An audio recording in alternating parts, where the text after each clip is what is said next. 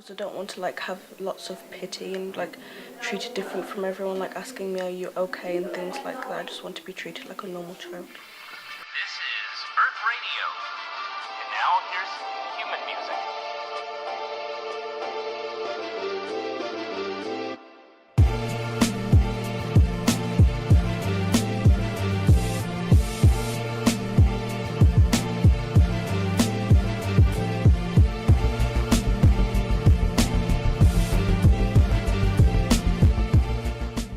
My name's Jess and I'm 14. I'm Siwi and I'm 13. My name's Josh and I'm 14. I'm Eniola and I'm 13. I care for my sister Tony, who's 11, and she has epilepsy and she's asthmatic. I care for my mum and my brother, and my mum has cancer. I care for my grandma who's 59. She has COPD, arthritis. I care for my mum and my brothers, and my mum has depression. Being a young carer can be quite tough due to some of the situations you can get stuck in, like with my sister when she has an asthmatic attack. But I don't always understand what I have to do. Being a young carer can be overwhelming, but at the same time it helps me growing, understanding and the world around me.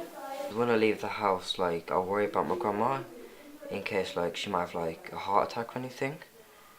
But also when you get home, you're just worrying about the jobs and that you have to do.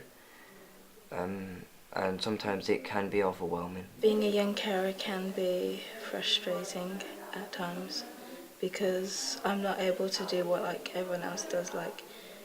I always have too much to worry about and just not be a 13-year-old.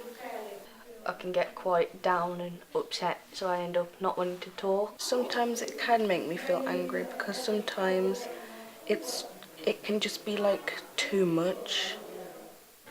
And I don't really feel like a normal 13-year-old girl just living her life. I just push on through it because I know I'm doing something good to help my sister. I have to look after my mum and my brother, and it's I'm being a mother assistant, a auntie, a family member at the same time as trying to going on with my studies. Just an endless cycle sometimes. Being a young carer does get me angry because sometimes I don't feel like I'm appreciated at times. Some of my friends do know of my caring duties, but they don't always take it into account. They'll listen and then they'll just put it to a side and don't take into account that I could be struggling with it and I need them to take it seriously so they understand. I've never told anyone that I'm a young carer at school, but my teachers know because my mum told them, I think. So I usually get called out in class to so the teachers know if I'm okay and everything, but my friends, they don't know. I do have one friend in particular who does sit and talk to me, but there's things I've kept from her for her own sake, because I don't really fancy making her upset with certain topics of the caring roles. Not all of the teachers know, and some of them don't really take it into consideration what I have to do on top of all the homework and the classwork I'm doing. I do think schools should know because then it could also help with in lessons and that. Because teachers, they don't understand why you might not do the work or anything. I don't tell them. I just don't want to talk about it or anything with them, or just bring people down and just put my situation on their shoulders and all that. My school don't really know much about my caring roles. There are very few teachers that do. I don't want them to know because I don't really want to be treated differently. School is sort of a freedom, in a sense, because you're not having to worry about any jobs you have to do. It's just you can go and just have a laugh and a joke with your friends without having any stress. I do like going to school because I know that I'm able to not have any responsibilities over my head. I do feel that at home, I have more of a caring role and I have to grow up a lot quicker than a lot of the other children. It does make me different because everyone in class is just doing something immature and all that stuff, just normal stuff, but then I'm more mature than them, so I'm just the most sensible person in the class.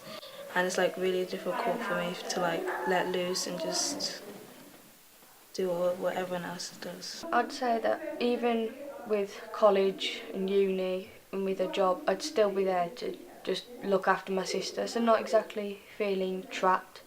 Like I'd have more free time, but I'd still be there for my sister if she ever needed anything or if she needed me to look after her. Sometimes when I'm at school I do worry about what's at home, like what's happening to my mum. Has she gone to hospital without contacting the school or something?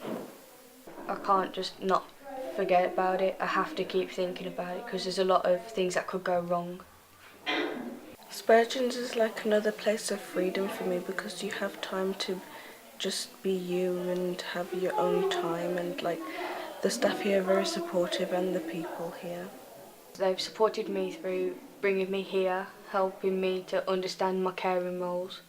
I've been speaking to some of the staff volunteers like Eve or one of our old members, Jodie. They used to give me one-on-one talks. I'd talk about everything that's going on, how I feel about all the caring roles at home, and if I have any problems at school. I think Young Carers Awareness Day would be useful because there might be young carers like in that same hall that have never told anyone about it, and if there's an awareness then they will be like feel comfortable to talk about it because I know that there are other people who are young carers. I think that like Young Carers Awareness Day, it does help young carers, because they go around like schools and they promote like young carers, so when they like might see them promoting it, they don't feel like limited because they know that someone out there is trying to actually get other people to understand. If you're suffering with like caring for someone, I think like you should tell someone so that you're not like in the deep end by yourself. Like someone else can help you and get you through things.